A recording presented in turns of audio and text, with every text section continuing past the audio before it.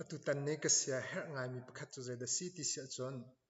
mi tampi ni hin zai ruang da lai tia ti kan si chun zai ruang da zau ti kan si lai kan si zau kan si na kha a thailo mi tampi kan umme chu chu cha ka rel mi chungin atu tan zong bun a shom than kan du mi ha se I ni hin kan naw le deuh hoi ti ko selo an chun cha chong vi lo mi cha rel kho vi lo mi ti in thai hal nak la ya abi deuh mi hoi ti ko selo hi pol ne lai kan si nak chin kan si nak lai mi phun kan si nak zau mi phun kan si nak chin mi phun kan si nak pol he thai lo mi tap pi kan ti ka tu tan zong han se her nak te he ka zon han cha rel mi chung in khan bun a shom than na kan du mi se ye tu hin mi tam deuh kan pong kan kianga chiu mi kha zai ruang da lai ti kan si ti kha vai hal chiu na slo fiang phai ten a chim kho mi hi kan thang lai lo ti tluk ko rat ruang chu cha rel deuh mi ban tukin kan mi phun atan deuh mi hoi ti ko slo kan mi phun kong tuan bia ale la deuh mi achik thlat deuh mi cha long a hen research tu mi cha long an hi pol he thai kho asia imi zai kan sinak ma kan khat lo hi a poi ngai mi se I chu cha chon tu tan zong a hen se har nak ngan pi hem lai kan sinak zau kan sinak hi pol he tuan bia an tial mi chunga kan rel mi vun I share vun shop dinga kan du mi na se I hi ka zo na hen lai mi phun kan sinak zau ti kan sinak he phun an chim chiu nain chu an chim chiu mi chu za kan ti lai evidence ti mi hri la sham ngai loin chim so mi a rong rang chu ti chun a si cha khati khan a si ti rong rang e ruat dom e chim mi khatam pi I ta chun na ka lai mi lai ti ang kan ti nak chu lai luna kan rak phan rong a lai ti kan se lai lun hungin lai ti kan si te ban tuk rong rang khan an rak chim chiu mi khatam pi chu mi cheu ne lai ti mi phun thum hrim he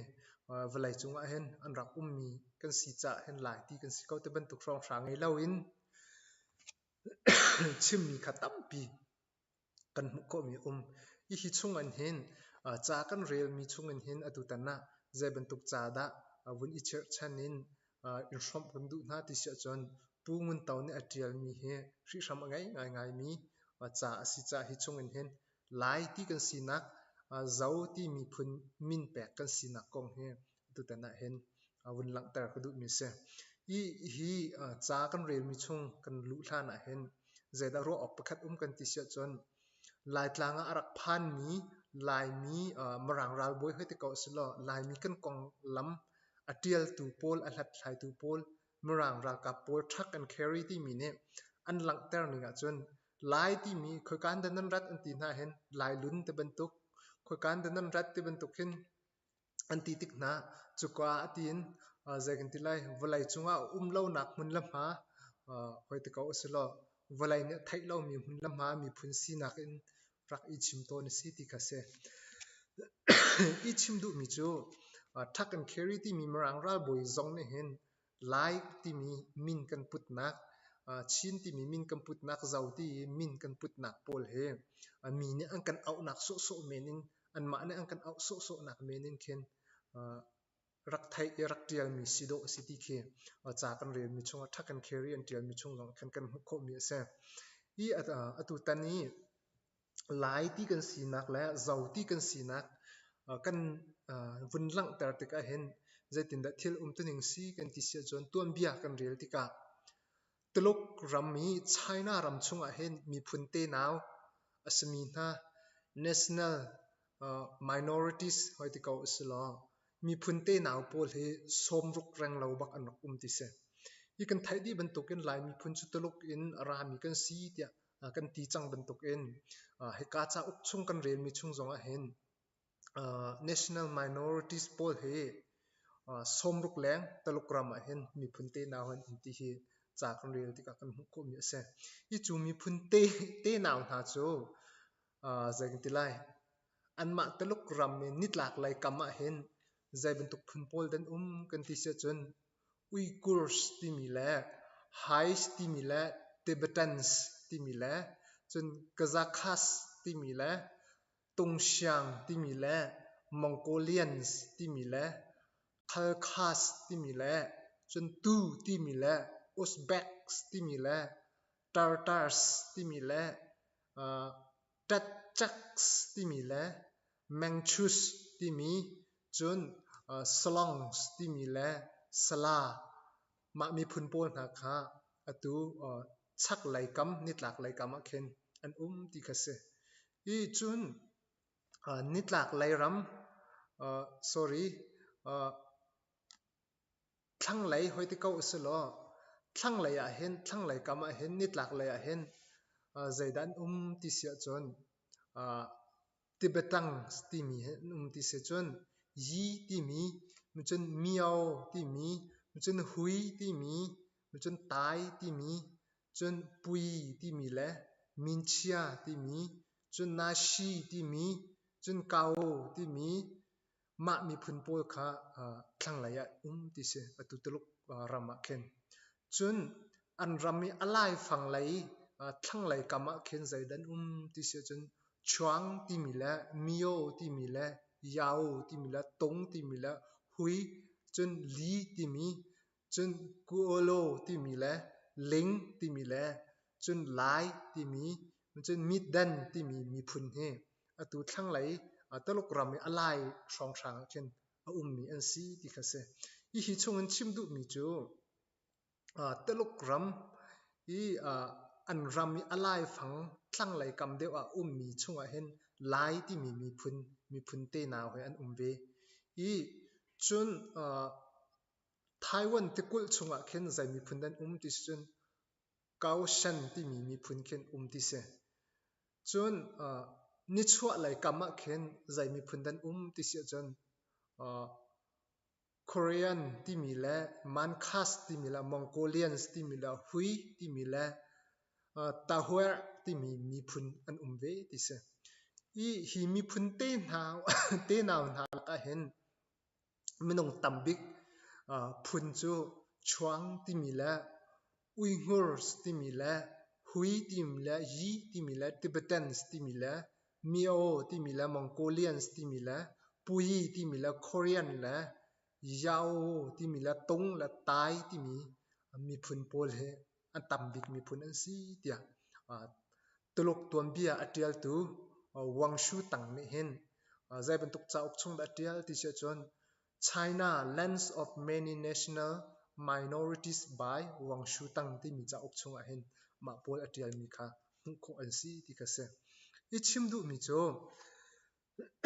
a chung lai hi an tial mi tuluk mi phun te naw chunga ai tel mi a hen lai ti mi la yau ti mi foina kan chim chun lai ti mi la zau ti mi phun he la chun tong ti mi phun he hlan liao pin an rak nak kha mu kho ase ti kha ama tuluk ton bia tial tu chunga cha ok chunga kan mu kho mi ase I hi ka zon hen kan tuan bia lai mi kan tuan bia ai kal ngai mi pakhat cha zai de si ti sia chon metam pin an chim mi chu lai mi chu tuluk ramen ara mi kan si Mongolia prin thak kan se Mongolia mi phun kan si tia an chim ton na ten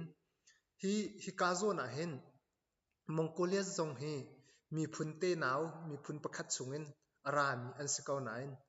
lai ti mi hrim zong he